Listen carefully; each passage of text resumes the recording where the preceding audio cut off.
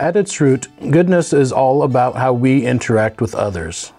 But if we're not careful, it's easy to turn this goodness back on ourselves. We can see this in the Bible when we compare the way of the Pharisees with the way of the disciples.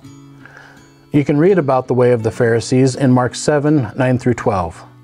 Basically, the Pharisees, the Jewish religious leaders when Jesus was on earth, had a system in which they could designate their money or possessions as korban, which means devoted to God. It sounds fine, but the Pharisees were using this system as a way to hold on to their money and possessions and avoid helping out even their own parents.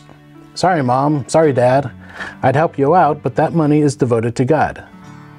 As you can imagine, Jesus did not have any kind words for this practice.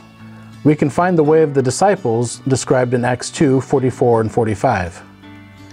And all the believers met together constantly and shared everything they had.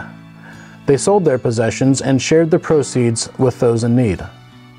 The disciples and early Christians knew that the material things God had blessed them with were not for hoarding, they were for sharing. Now, this doesn't mean that they all lived in empty homes eating stale bread with only rags for clothes, but it meant that they were there for each other.